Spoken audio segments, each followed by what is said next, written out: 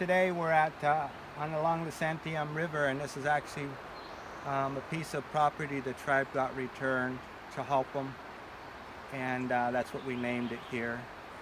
And this place is kind of important. In the early treaties, the 1851 treaty that never got ratified, the Santiam Kalapuya wanted to have their reservation in this area, near this area, at the forks of the rivers. And that was where they wanted to have their reservation originally, but Congress did not ratify those first treaties of 1851.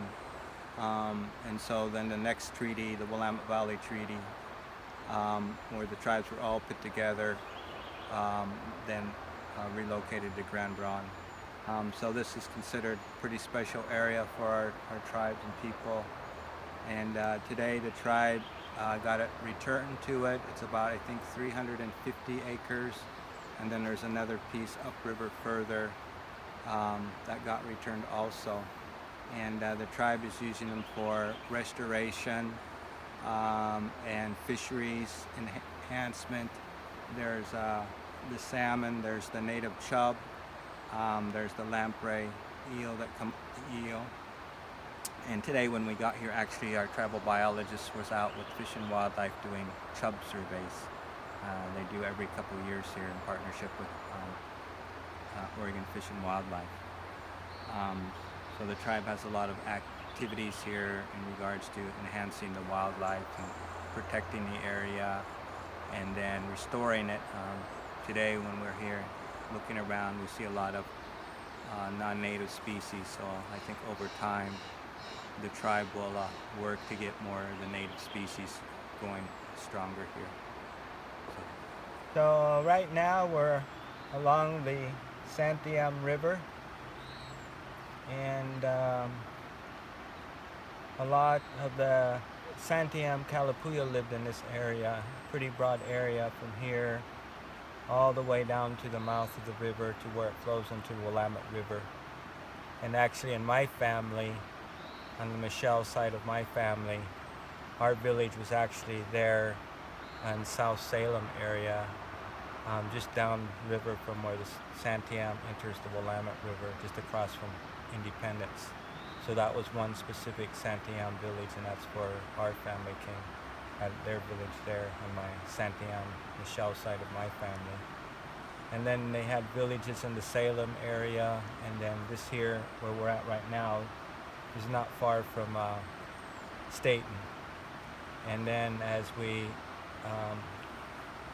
get into this area of Staten, then the Molalla people also came and used part of this area at times. Some of the things that they would gather here were like hazelnuts. They had certain areas around here that hazelnuts were big and important to gather, so they had their regular hazelnut gathering areas. And of course they could go upriver, follow the river up into the mountains to gather the huckleberries, and those will be happening not too long from now. And then we also have places here that are kind of places you wouldn't go to, that you kind of stay away from. And where the place of Turner is one of those places. It was kind of known as kind of the place where the dead people dance. So kind of cautious about hanging out in Turner, Oregon. And then upriver, there's another place where I guess there used to be this big old lake, and there used to be kind of a water being that lived in that lake.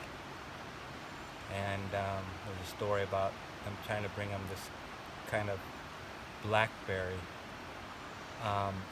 but it didn't like it, and it just made big waves into the lake and kind of made a lot of water go out of the lake. And so there's some tribal stories about that are pretty cool.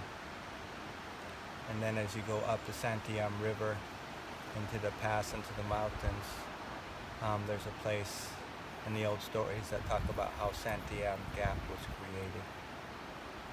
And so those are some of the things that we know about the people, the Molalla and the Santiam Kalapuya that lived here and used this area. Yeah, Chahalpam, Naiganim Chris Rempel. I come from the Menard family through Grand Ronde, and then Elizabeth Shangreta, so going back to the Shangreta line, that's where they come from. And I'm Murray's River, Kalapuya, Lower Chinook, Klamath.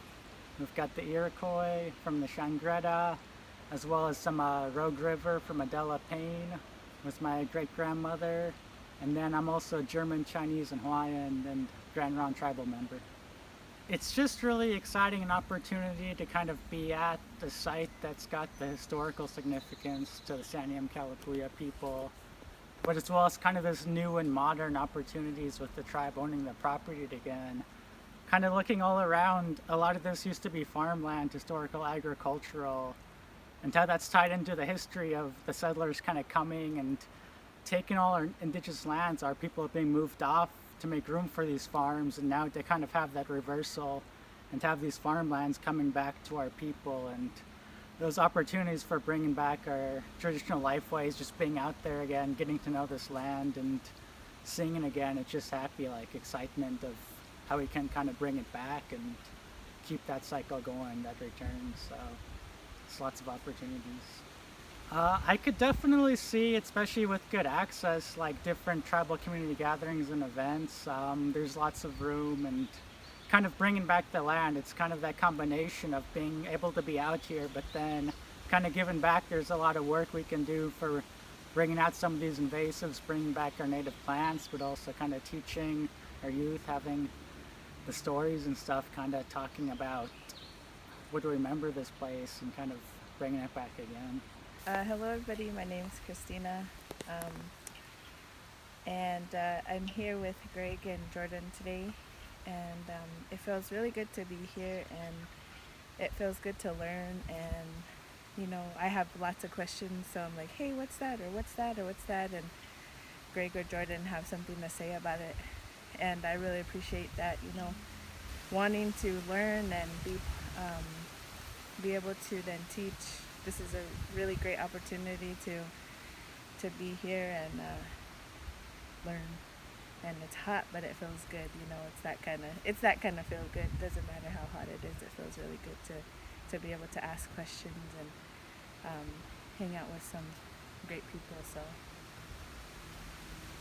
our community has this water back. You know, it always feels good to just get there again, you know, to be able to feel it again and reconnect with it again, and it feels really good to be able to know that our tribes or our leaders or however want to pay attention to those things, so that as I learn for my generation about what this is, and then to retell those stories about what I learned in this land, you know, 20 years from now. And that feels really good to be able to think like that, especially around water.